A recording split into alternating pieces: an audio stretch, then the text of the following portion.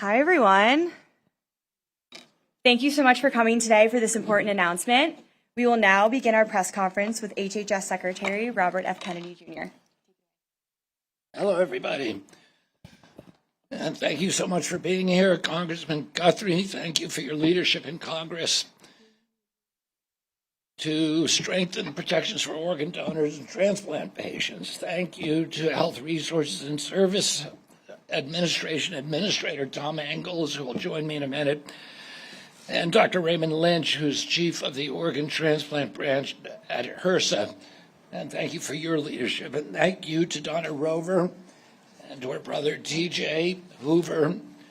Your courage in telling your story helped expose the serious failures in our organ donation system and remind us why this work matters so much.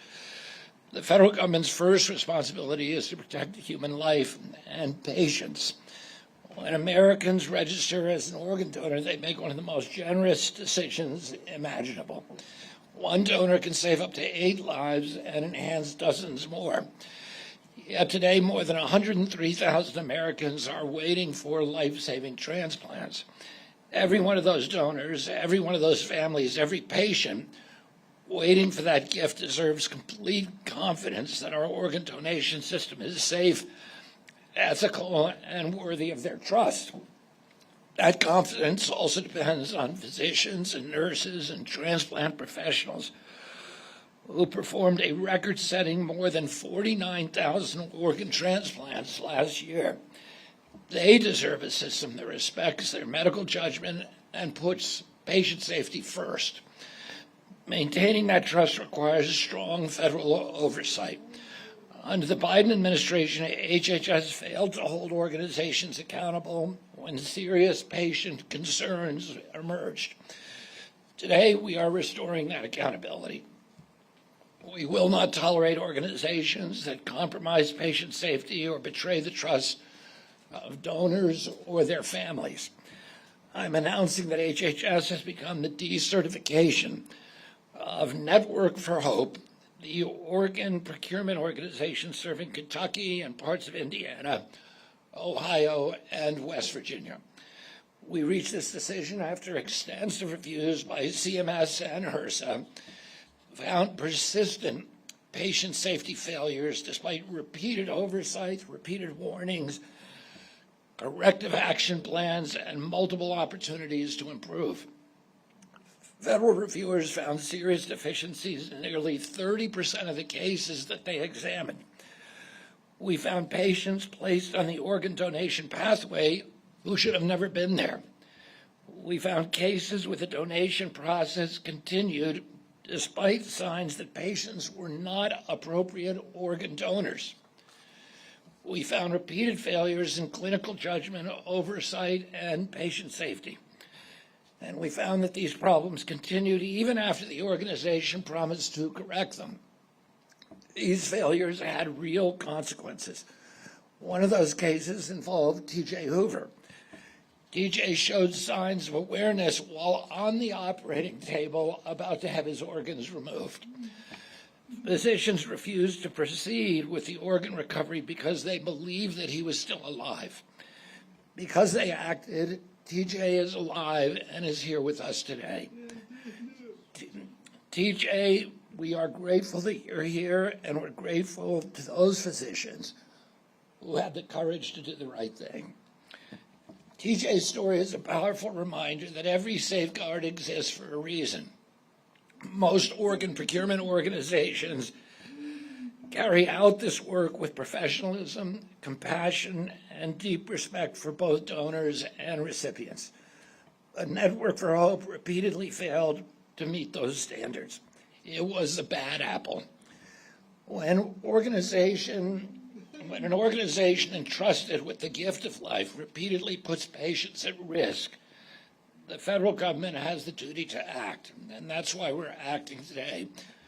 President Trump directed this administration to restore integrity, strengthen patient protections, and rebuild trust in the American organ donor system. That work began last year, and it continues today. An organ procurement organization is entrusted with one of the greatest gifts that a human being can give, the gift of life.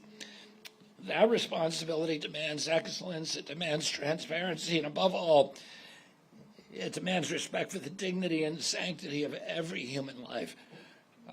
I had a nephew, Michael Hines, who a little over a year and a half ago, he was a 20-year-old boy who was born with cerebral palsy, but his body was that of a 6 or 7-year-old, and that's how I always think of him, although I was with him for almost 20 years.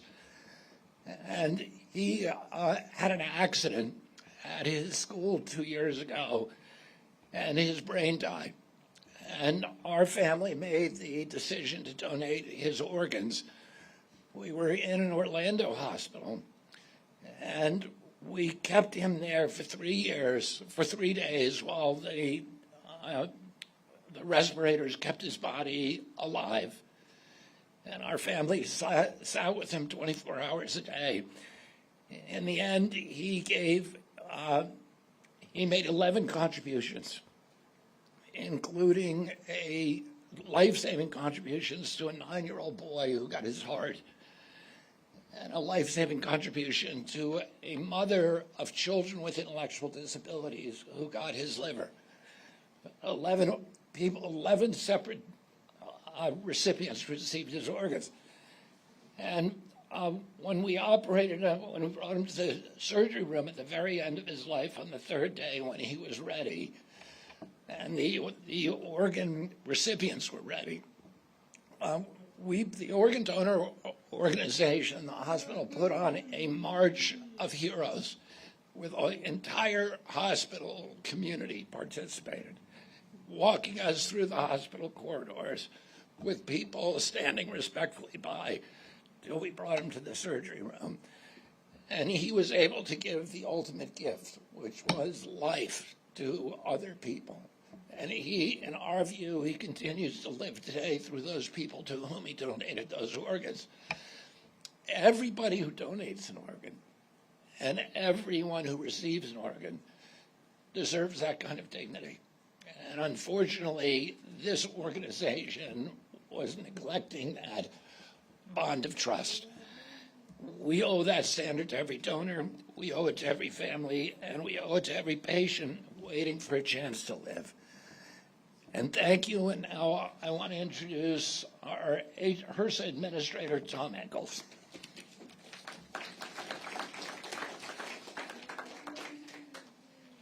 Thank you, Mr. Secretary. And Mr. Secretary, sorry for your loss, but stories like that happen all across this country, and there are success stories, but unfortunately, that's not what we're talking about today.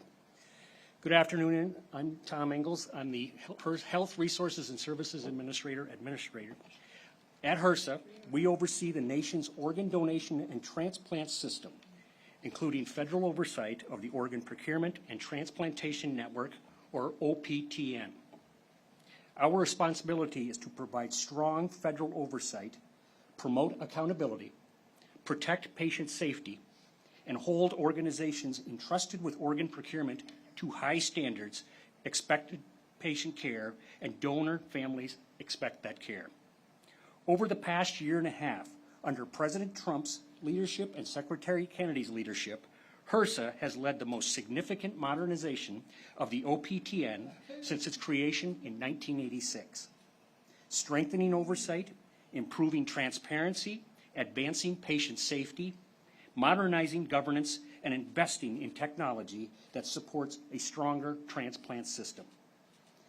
As the Secretary said, last year we had a record number of transplants in this system, in this country. That is a true thing to be celebrating.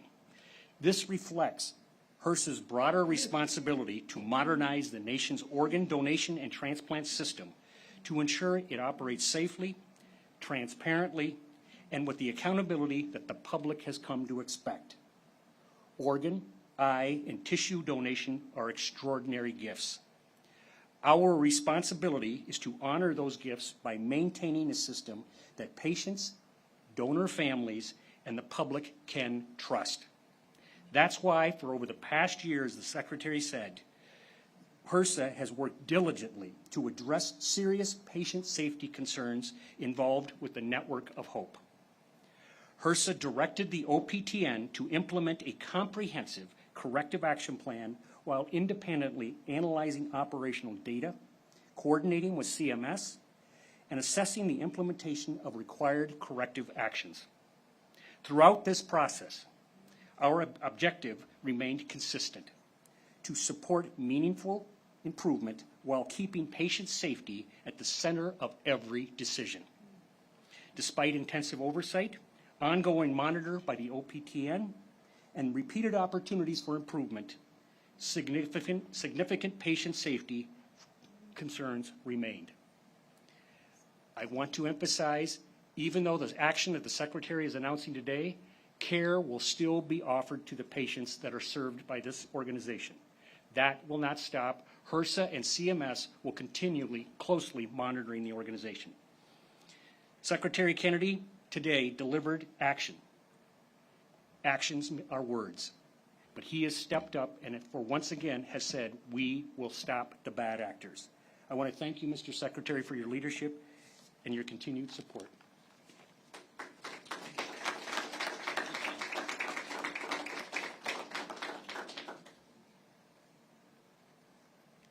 Hello all.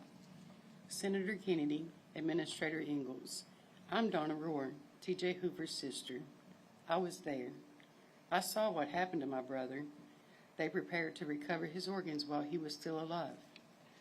During that honor walk, his eyes were open. He was tracking me, and they told me it was just reflexes. Then during the heart cath, he was thrashing, crying, and grabbing the doctor's hands to stop him. Even after those signs, the organ procurement process continued until the physician refused to proceed.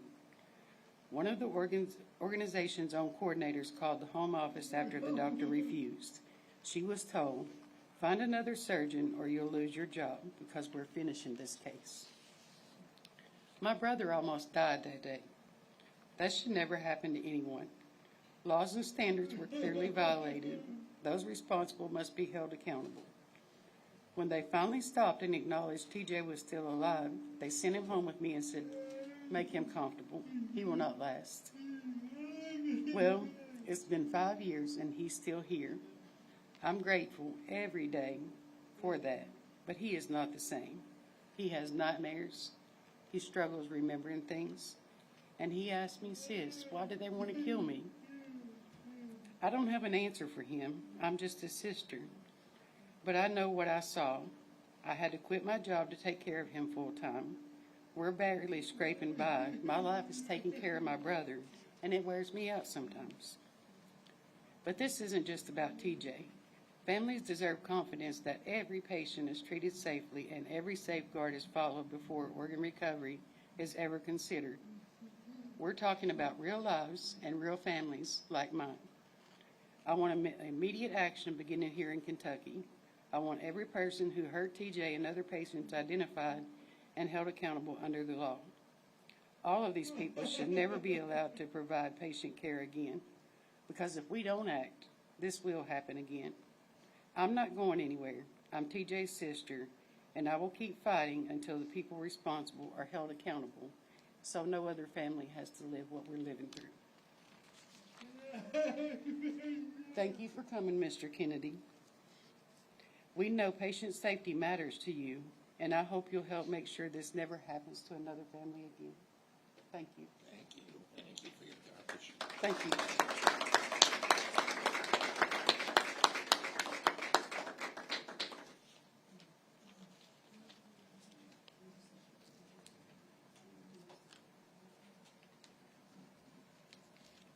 Thank you so much. We will now start our Q&A from our reporters to the left. Start right here. Please list your name and outlet, and if you could keep it to the topic of today's important announcement, that would be great. Thank you. Lawrence Wilson with the FI Times. Could you please say more about how there will be continuity of care for organ donors and recipients in the state of Kentucky? Yeah. HRSA and CMS will work together to continue to monitor, make sure that they're taking care of their patients, but we will closely monitor them throughout this process as CMS goes through a process to replace the organization that's here. Any other questions? Okay. Thank you all so much for being here today. That concludes our press conference. Thank you.